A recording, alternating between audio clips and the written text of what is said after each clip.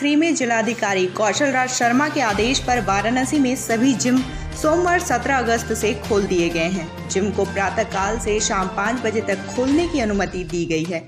कोविड-19 और सुरक्षा नियमों के साथ जिम में सैनिटाइजर और थर्मल स्कैनिंग की सुविधा के साथ जिम ओनर्स अपने जिम खोल रहे हैं। जिलाधिकारी कौशल राज शर्मा ने राजा तालाब, पिंडरा और सदर तहसील के एसडीएम के पदों पर अब तक तैनात अफसरों की जिम्मेदारियों में फेरबदल किया है। नए आदेश के बाद अब तक राजा तालाब के एसडीएम प्रमोद कुमार पांडे को सदर तहसील का एसडीएम बनाया गया है। इसके अलावा महेंद्र कुमार श्रीवास्तव सदर तहसील के एसडीएम पद पर तैनात थे।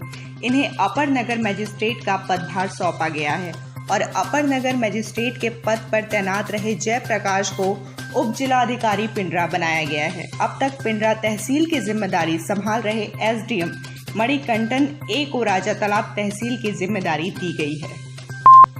वाराणसी के रोहनिया थाना क्षेत्र के छितौना ग्राम निवासी युवती के घर में घुसकर जबरदस्ती कर रहे युवक ने विरोध करने पर युवती को मारा और फिर जब युवती और उसकी बहन आरोपी युवक के घर पहुंचे तो वहां युवक के परिजनों ने भी उसके साथ मारपीट की।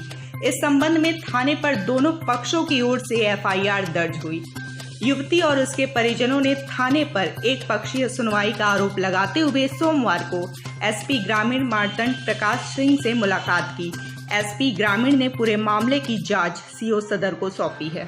थाना रोहनिया के एक गांव में ये दोनों पक्ष मारपीट किए थे, जिनके संबंध में दोनों पक्षों की तरफ से एफआईआर कायम की गई है।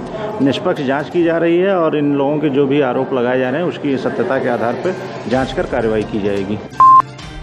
राजा तालाब आरजी लाइन विकास खंड के ग्राम पंचायत कचनार व रानी बाजार में पिछले 2 सप्ताह से पेयजल के लिए हाहाकार मचा हुआ है।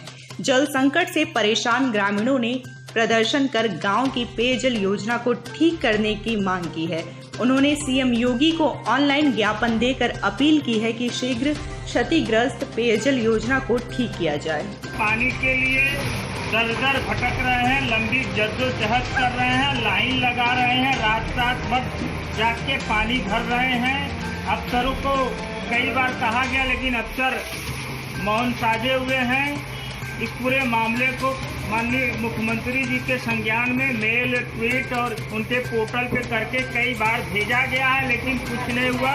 हम मुख्यमंत्री साहब से, यहाँ के डीएम से अपील करते हैं, इस इलाके में भीषण पेयजल संकट है, इसको दूर कराया जाए।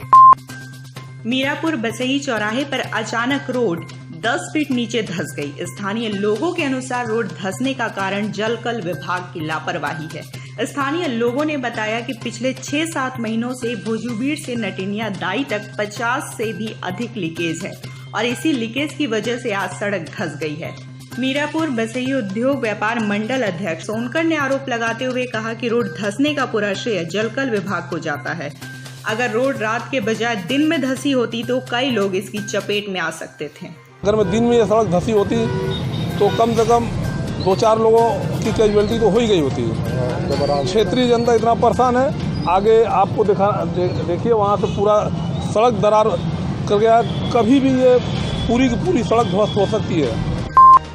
वैश्विक महामारी कोरोना संक्रमण के बचाव के लिए पूरे देश में तमाम वैज्ञानिकों से लेकर के आम लोग इससे बचने के रास्ते ढूंढ रहे हैं। ऐसे में मार्केट में एक ऐसा सैनिटाइजर आया है जिसे गले में लगाकर रखने से कोरोना संक्रमण के खतरे से काफी हद तक बचा जा सकता है। बाजारों में इसकी डिमांड तेज भी हो गई है। इसे देखते हुए जिलाधिकारी कौशल राज शर्मा ने सैनिटाइजर बेचने वालों से अपील की है कि बढ़ती मांग के चलते इसकी ब्लैक मार्केटिंग बिल्कुल न की जाए। कोरोना काल में किसी भी हमारे नागरिक का शोषण ना हो सके, जो चीज़ें कंपनियां उपलब्ध कराती हैं वो लगभग थोड़े से मार्जिन के बाद ही हमारे ग्राहकों को उपलब्ध हो। इस कोरोना काल में, संकट की घड़ी में, जब सब लोगों को इन चीज़ों की आवश्यकता है, उस समय कोई भी ऐसा मैसेज ना दे कि स्वार्थ की वजह से इसकी ब्लैक मार्केटिंग हो रही हो।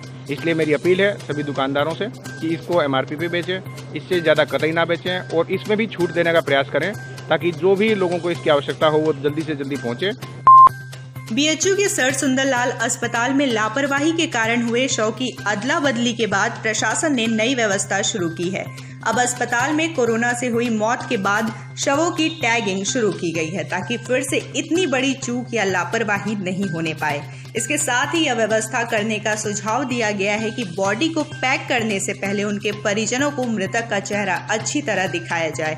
ऐसा करने से अंतिम दर्शन भी हो जाएगा और शवों के बदलने की आशंका भी समाप्त हो जाएगी।